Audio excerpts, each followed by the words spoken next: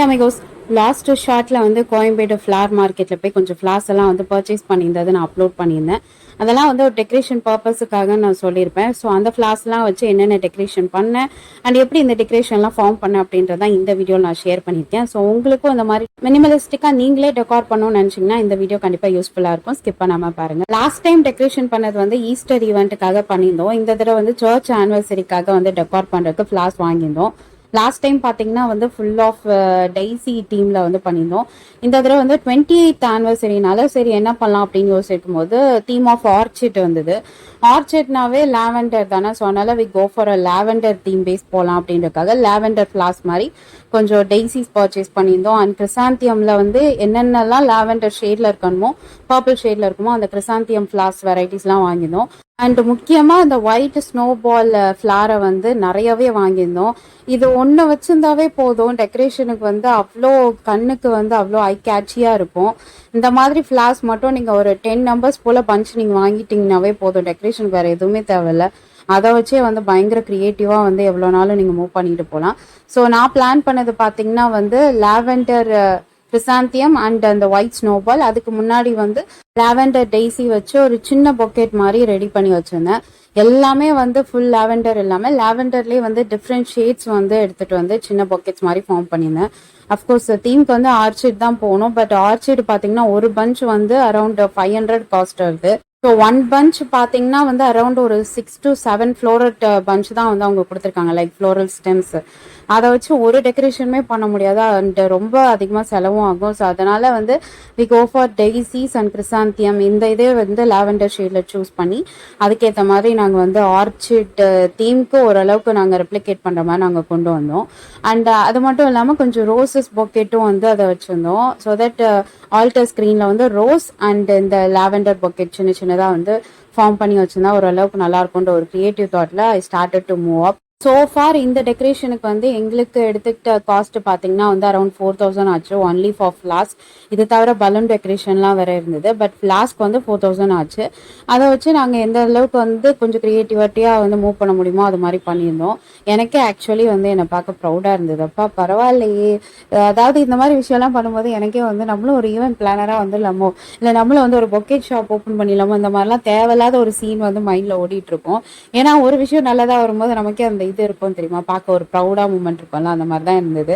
So இந்த மாதிரி வந்து ஒரு 20 நம்பர்ஸ் போல் நாங்கள் வந்து சின்ன சின்ன பொக்கெட் ரெடி பண்ணி வச்சுட்டேன். ஐ தாட் எனக்கு என்னமோ லாவெண்டர் கூட திருப்பி ஒரு சட்டலான லாவெண்டரே வந்து ஜெல் ஆகாதோ அப்படின்ற ஒரு தாட்டும் இருந்தது.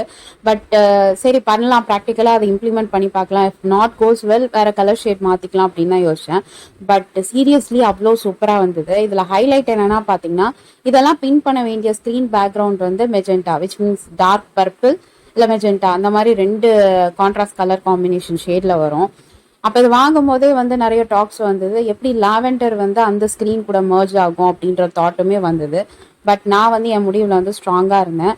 இந்த டைம் ஆர்ச்சிட்ஸ் இல்லை, ஸோ அதனால் I go for a lavender theme தான்றதை ஸ்ட்ராங்காக இது பண்ணியிருந்தேன். ஸோ தேர் இட் இஸ், ஒரு 20 நம்பர்ஸ் போல் வந்து பொக்கெட்ஸ் சின்ன சின்னதாக வந்து ரெடி பண்ணி வச்சுருந்தோம். இதே அவங்களுக்கு மனசு வரல, திருப்பி இதை வந்து கொண்டு போய் வந்து டெக்கரேஷனுக்கு வைக்கணுமான்றது. ஏன்னா அவ்வளோ அழகாக இருந்தது, அப்படியே வீட்டுக்கு எடுத்துகிட்டு போயிடலாம் போல இருந்தது. அண்ட் நெக்ஸ்ட் நான் யோசிச்சது வந்து பார்த்தீங்கன்னா கொஞ்சம் மீடியமான பொக்கெட்ஸ் வந்து யூஸ் பண்ணிக்கலாம். அந்த தடவை வந்து லீஃப் எல்லாம் வச்சு பண்ணலாம் அப்படின்றதுக்காக இந்த ஸ்னேக் பிளான்ட் ரெப்ளிகாவில் இருக்க லீஃபும் அண்ட் ஜெர்பராவும் வந்து எடுத்திருந்தேன். ஜெர்பரா வந்து last time full of gerbera தான் வந்து நாங்கள் ஆல்டர் ஸ்க்ரீனுக்குலாம் டெக்கரேட் பண்ணியிருந்தோம். ஸோ இந்த தடவை வந்து ஜெர்பரா வந்து ஜஸ்ட் ஒரு 10 நம்பர்ஸ் போல் தான் வாங்கினோம், மினிமலிஸ்டிக்காக வாங்கி அது கான்ட்ராஸ்டாக பண்ணலான்றதுக்காக. அண்ட் லெஃப்ட் ஓவர் பர்பிள் டெய்ஸியும் கொஞ்சம் இருந்தது. அண்ட் ஏற்கனவே நான் சொன்ன மாதிரி அந்த ஒயிட் ஸ்னோ பால் ஃப்ளார், அதை எங்கே எப்படி வச்சாலுமே வந்து பார்க்க அழகாக தான் இருக்கும். அந்த காம்பினேஷன் ஃபியூ நம்பர்ஸ் போனேன்னா. அண்ட் இது பார்த்தீங்கன்னா அகெயின் ஒரு gerbera and white snowball and again வந்து ஒரு லைட் ஷேட் ஆஃப் லாவெண்டரில் நடுவில் மட்டும் மெஜெண்டா வர மாதிரி ஒரு டெய்ஸி இருந்தது. அது கூட அந்த பர்பிள் டெய்ஸி அதுவும் வந்து ஒரு ரெடி பண்ணும். ஸோ ஃபார் வந்து பார்த்தீங்கன்னா 3 ஃபார்மேஷன் ஆஃப் பொக்கெட் வந்து ரெடி பண்ணும். ஆக்சுவலி 3 இல்லை 4.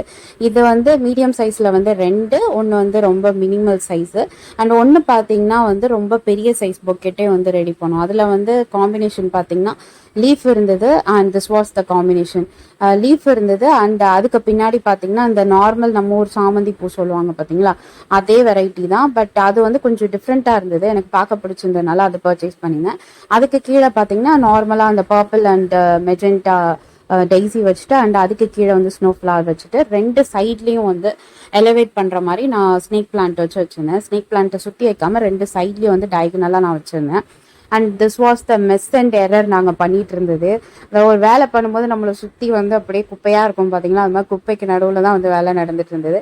And here it comes final outcome. இதுதான், இந்த மாதிரி தான் நாங்கள் வந்து பண்ணி வச்சுருந்தேன்.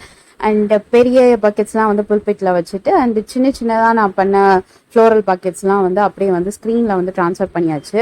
இப்போ உங்களுக்கு பார்த்தோன்னே தெரிஞ்சிருக்கும் பர்பிளில் எப்படி லாவெண்டர் வந்து செட் ஆச்சு அப்படின்ட்டு அந்த கொஷனுக்கு வந்து here comes the answer. Actually வந்து கீழே சாட்டன் ரிப்பன்லாம் போட்டு இது பண்ணோன்னே இன்னுமே வந்து கிராண்டியராக இருந்தது. அண்ட் கிராஸுக்கு கீழே இருக்க 2 இது பார்த்தீங்கன்னா ஃபுல் ஆஃப் ரோசஸ். அந்த ரோசஸ் எல்லாமே வந்து பேஸ்டல் ஷேடில் எடுத்தணும், ஏன்னா அதுவுமே லாவெண்டராக இருந்தால் செட் ஆகாதுன்றக்கா கொஞ்சம் கான்ட்ராஸ்டாக வந்து different shades of pastel shades like pink பேஸ்டல்ல என்னென்ன காம்பினேஷன் இருக்குமோ அதெல்லாம் வச்சு ஒரு ரோஸ் பொக்கெட் மாதிரி ஒன்று பண்ணி வச்சுருந்தோம்.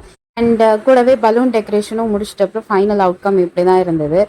இந்த எஃபர்ட் இந்த ஒர்க்குக்கு பார்த்தீங்கன்னா ஒரு டீம் ஆஃப் 15-20 மெம்பர்ஸ் இதெல்லாம் வந்து டே அண்ட் நைட் நாங்கள் உட்காந்து இதை பண்ணிட்டு இருந்தோம். ஆக்சுவலி நைட்டு வந்து தூக்கமே இல்லை. நான் பண்ணி போனது பார்த்தீங்கன்னா 3:30. But some of the people வந்து அவங்க தூங்காமல் அப்படியே ஃபுல்லாக நைட் ஃபுல்லாக உட்காந்து இந்த ஒர்க் எல்லாம் பண்ணி முடிச்சுட்டு இருந்தாங்க. அண்ட் லிட்ரலி என்னால் வந்து வீடியோஸ் கூட ப்ராப்பராக எடுக்க முடியாத சுச்சுவேஷன், ஃபோட்டோஸ் ப்ராப்பராக எடுக்க முடியாத சுச்சுவேஷன் அளவுக்கு ஹெக்டிக்காக வந்து இந்த டெக்கரேஷன் வந்து போயிட்டு இருந்தது. ஸோ என்னால் முடிஞ்ச அளவுக்கு நான் கவர் பண்ணியிருந்தேன்.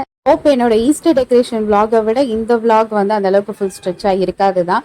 பட் எனிவேஸ் உங்களுக்கும் இந்த மாதிரி ஏதாவது டெக்கரேஷன் சம்மந்தமான விஷயம்லாம் தேவைப்பட்டுச்சுன்னா மறக்காமல் என் சேனலை சப்ஸ்கிரைப் பண்ணி வச்சுக்கோங்க. அண்ட் இது உங்களுக்கும் அந்த மோட்டிவேஷனாக இருக்கும். நீங்கள் உங்கள் வீட்லேயோ இல்லை ஏதாவது ஈவெண்ட்டுக்கோ நீங்கள் டெக்கார் பண்ணுறதுக்கு சிம்பிள் அப்பெல்லாம் பண்ணான்றதுக்கு இது ஒரு யூஸ்ஃபுல்லான வீடியோவும் இருக்குது. சப்ஸ்கிரைப் பண்ணுங்கள். பை.